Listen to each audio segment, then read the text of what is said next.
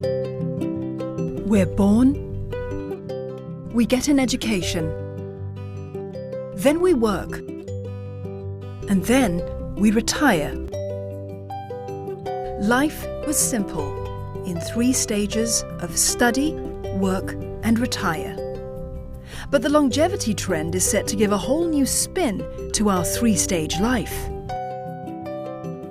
But if you think about 100 years, then that working career is going to run from 20 to 80, a 60-year career. And that sounds a little bit intimidating because, first of all, it sounds boring, because if you think about how hard we work, 60 years is a long time to work. But the other challenge is, what can we learn at 20 that will still be relevant in the labour market when we're 80? This is the most important trend. Professor Scott says a multi-stage life will emerge, where we have the flexibility to learn and work at all ages.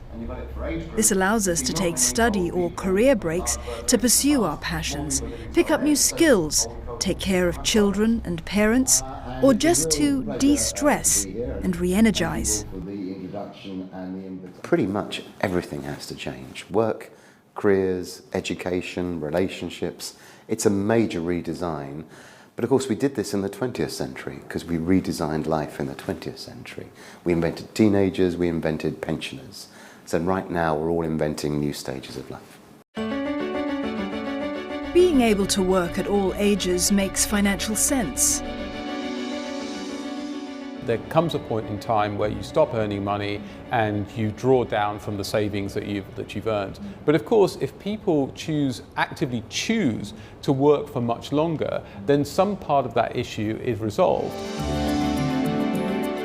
But in reality, how many of us can continue working for as long as we desire?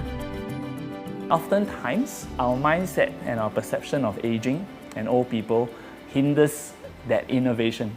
It hinders us from creating policies that empowers and enables older people to continue to contribute.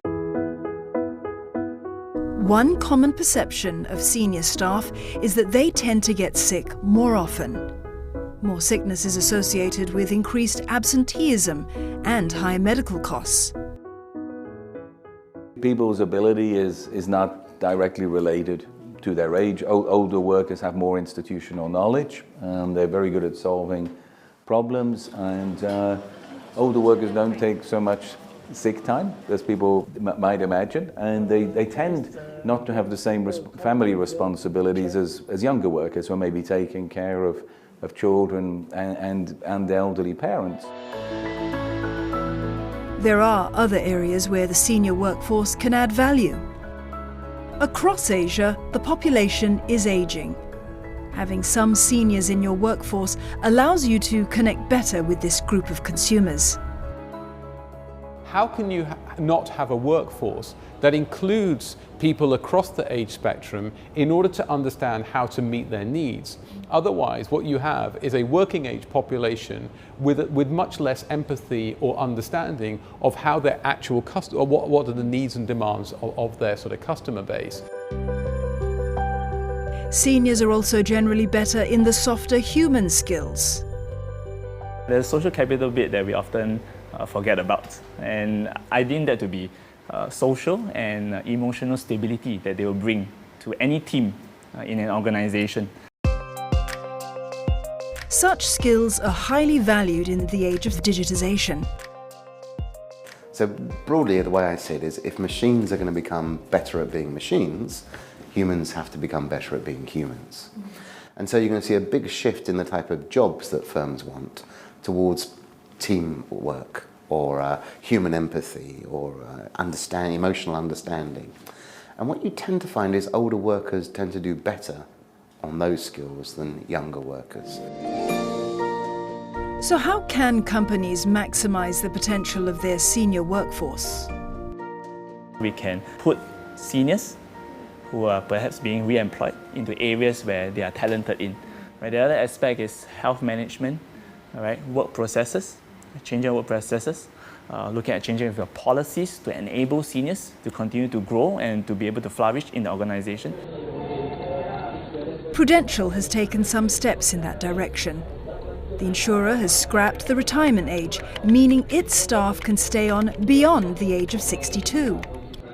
As long as they perform, they can continue to stay. And many of our staff are happy with that, but we also want to be fair for the older people, so we also give them the same CPF contribution rates as their younger colleagues. We've created a very open working environment with lots of flexibility that people can come and go as they choose. Maybe for the older people, they maybe have more medical appointments, so they can, you know, they don't need to draw attention to it when they're not going to be here. Reskilling is also a key strategy to help Pru employees remain relevant and employable. People have learned how to be chatbot programmers, for example. They know how to work with social media now, and the analytics, that's something we've been able to train our people. So upgrading the skills of our people is important. Giving them the chance to keep moving around and taking on new roles is important too. And that's true for everybody, not just the older workers. While senior workers are a valuable asset for companies, they should also not overlook and neglect their younger workforce. The older people, they do have more experience often. It just comes with the number of years that they've worked, situations they've seen, and they make fantastic mentors for the younger people. But sometimes it works the other way too. Sometimes the younger ones are mentoring the older ones. Yeah, how to adapt to some of the new forms of technology, for example. Yeah? We have to look at it from an ageless point of view, right? The best will always be an intergenerational team, right? How are we creating intergenerational workforce to be able to work with one another in a way that is productive, better off than having homogeneous groups?